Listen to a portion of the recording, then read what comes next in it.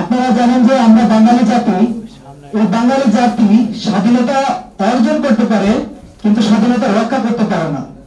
আমাদের দেশের সবচেয়ে বড় অর্জন হচ্ছে স্বাধীনতা অর্জন করি কিন্তু ব্যর্থতা হচ্ছে স্বাধীনতাটা রক্ষা করতে পারে না।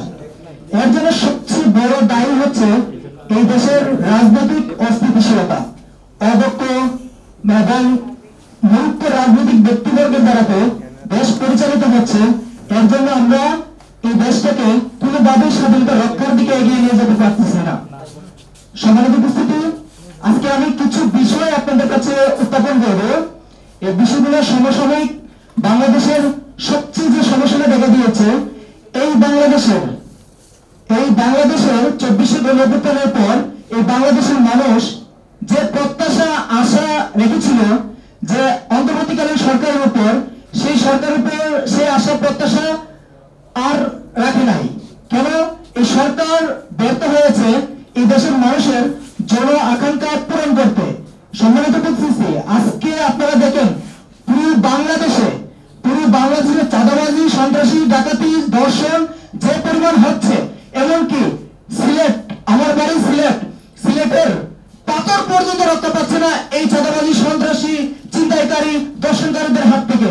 তাহলে যে সরকারকে আমরা এই বাংলাদেশে বসিয়েছি এই দেশকে রক্ষা করার জন্য, সে সরকার সামান্য করে পাথর রক্ষা করতে পারে না, দেশের মানুষের জন্য নিরাপত্তা দিতে পারে না, সেই সরকার কিভাবে সফলতা সরকার হয় সেটা আমার বোধগম্য হয় না। সম্মানিত উপস্থিতি, আপনারা জানেন যে এই বাংলাদেশে যত সরকার 1971 পর থেকে এই 53-54 বছর এসেছে, সব সরকারই কোনো না কোনো ভাবে এই দেশে সাধারণ মানুষকে কোন রকম জন নিরাপত্তা দিতে পারে নাই, বরঞ্চ লুটতরাজ করে এই দেশ থেকে অর্থ পাচার করে বিদেশে বাড়ি গাড়ি সবকিছু করেছে, কিন্তু এই দেশের মানুষের কোনো মৌলিক অধিকার রক্ষা হয় নাই। আমরা কি বারবার এই দেশের মধ্যে অভ্যুত্থান করব? আমরা কি বারবার জীবন দিব? আমরা কি আমাদের মা আমাদেরকে জন্ম দিয়েছে দেশের জন্য, জীবন দেওয়ার জন্য, মরে যাওয়ার জন্য? ইম্পসিবল, আর হবে না।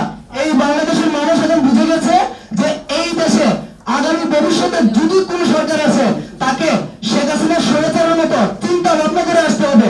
শেখ হাসিনা স্বৈরাচার তো জান নিয়ে এই দেশ থেকে পালাতে পারছে, কিন্তু আগামী ভবিষ্যতে যদি ওইরকম স্বৈরতান্ত্রিক সরকার বা নেতৃত্ব আসে, তাহলে জান কেন তাদের অস্তিত্ব বিলীন হয়ে যাবে, এই দেশের মানুষ তাদের অস্তিত্ব বিলীন করে নেবে। সম্মানিত উপস্থিতি, আপনারা জানেন যে এই বাংলাদেশের নেতৃত্বের দেশপ্রেমের খুবই অভাব। গত 54 বছর ধরে আজ অব্দি পর্যন্ত বাংলাদেশে যে পরিমাণ ঋণ খেলাপি করছে, সেই ঋণ খেলাপি গুলো যদি আপনি একবার তালিকাবদ্ধ করে ওই ঋণগুলো আদায় করেন, তাও কিন্তু বাংলাদেশ অর্থনৈতিকভাবে ডেভেলপ হয়। এই বাংলাদেশের 3টা পেশাজীবতার মানুষ সবচেয়ে বেশি অর্থনৈতিক গুরুত্ব রাখে, অর্থনৈতিক মেরুদণ্ড হিসেবে কাজ করে। প্রথম হচ্ছে গিয়া এজ এ কৃষক, গার্মেন্টস ওয়ার্কার, আর হচ্ছে প্রবাসীরা। কিন্তু এই বাংলাদেশের 3 পেশার মানুষকে সবচেয়ে বেশি অবহেলিত, নির্যাতিত, অবমূল্যায়ন করা হয়। আমার কথা হচ্ছে ভিআইপি কারা পাবে? এই বাংলাদেশে যদি ভিআইপি পাতে হয়, তাহলে যারা অর্থনৈতিক চালিকা শক্তি হিসেবে কাজ করে তাদেরকে ভিআইপি দিতে হবে। অযথায় অনর্থক আমরা আর কোনোদিন এই দেশটাকে